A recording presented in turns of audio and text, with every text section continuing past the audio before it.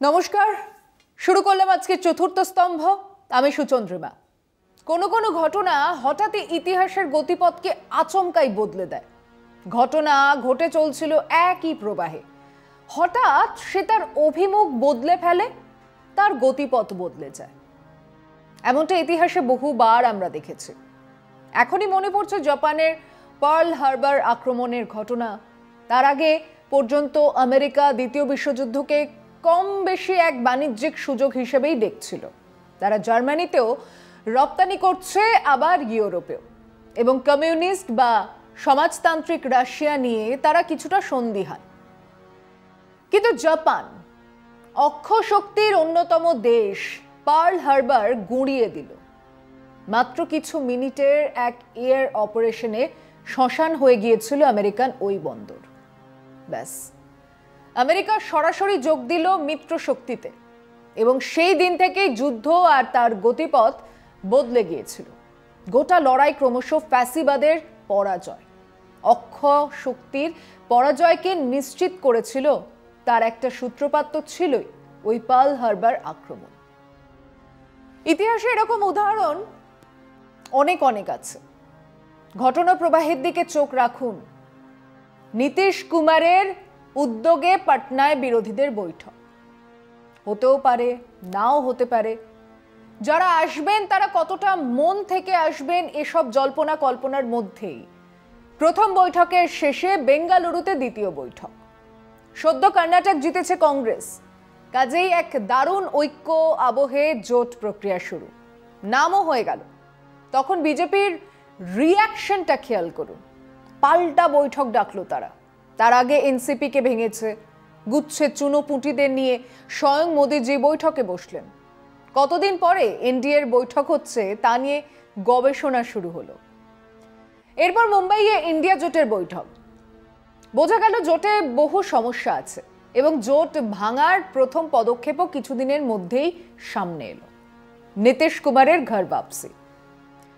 কিছুদিনের মধ্যেই আপের ঘোষণা, আমরা একাই লড়ব।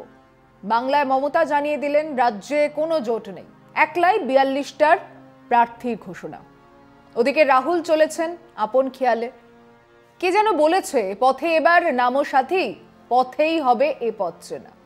তো রাহুল পথ চিনেছেন কিনা সে প্রশ্নের উত্তর কে দেবে? কাজে বিজেপি শিবিরে এক আনন্দের সুপবন বহিতে লাগিল।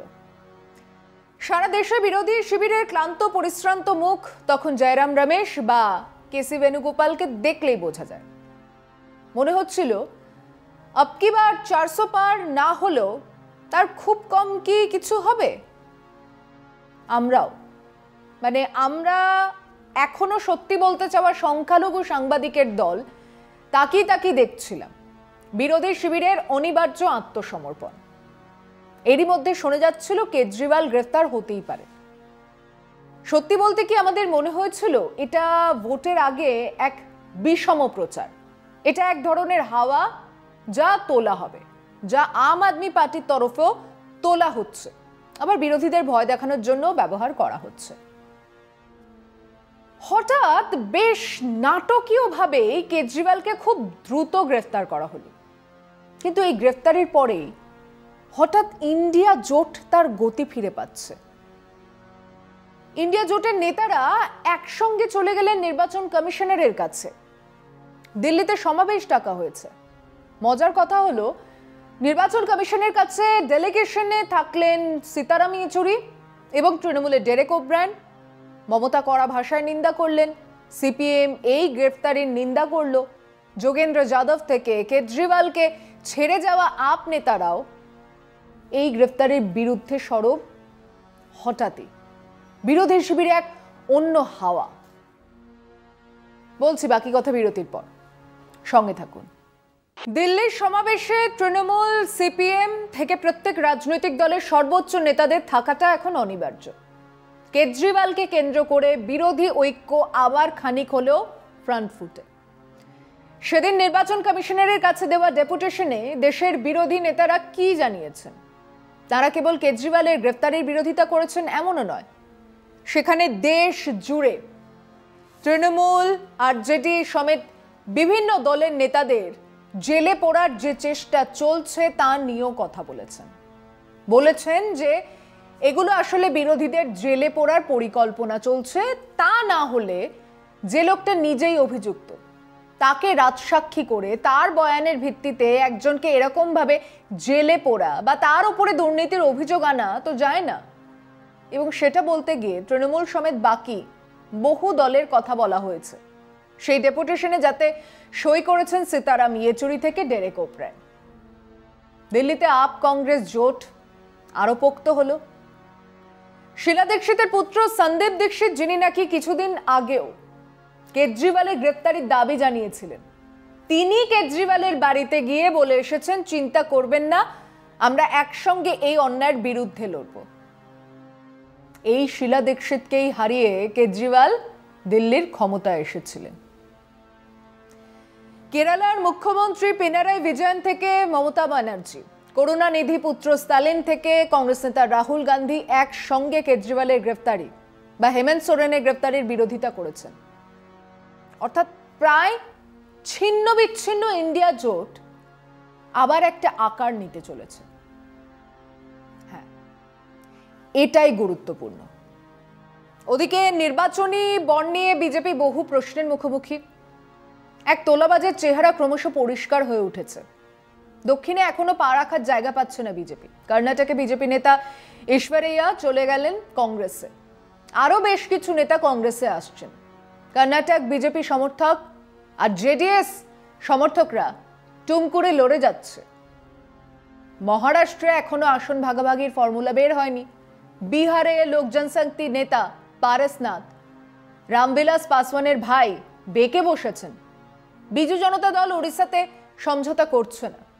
বাংলাতে এখনো 4টে আসনের প্রার্থীর নামই ঘোষণা করতে পারল না বিজেপি। উত্তর পূর্বাঞ্চলে ক্যান্ডিডেট দিচ্ছে না বিজেপি। তারা জানে মণিপুরের পরে তারা উত্তর পূর্বাঞ্চলে নিজেরা দাঁড়ালেই হারবে। সব মিলিয়ে খুব স্বস্তিতে আছে বিজেপি? একদম নয়। কেক ওয়াক তো ছেড়ে দিন, বিভিন্ন রাজ্যের ওপর থেকে যা মনে হচ্ছিল, এখন গ্রাউন্ড রিয়েলিটি আলাদা বলেই খবর আসছে। বরুণ গান্ধীকে পিলভিতে টিকিট দেওয়া হয়নি।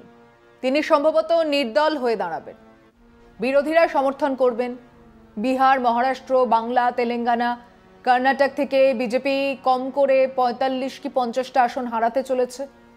আর তাই যদি হয়, 370-এর টার্গেট তো বাদই দিলাম, 273-এ বিজেপি পৌঁছবে কিনা তা নিয়েই যথেষ্ট সন্দেহ আর কদিনের মধ্যেই গাঢ় হয়ে উঠবে। ফিরছি আলোচনায় বিরতির পর। কেজরিওয়ালের গ্রেফতার আমাদের দেশের 2024-এর লোকসভা নির্বাচনের এক টার্নিং পয়েন্ট হয়ে দাঁড়াবে। এই জন্য নয় যে কেজরিওয়াল অন্যায় করতেই পারে না, এই জন্যও নয় যে আপ নেতাদের বিরুদ্ধে অভিযোগের কোনো ভিত্তি নেই এবং সেটা প্রমাণিত না, তা নয়।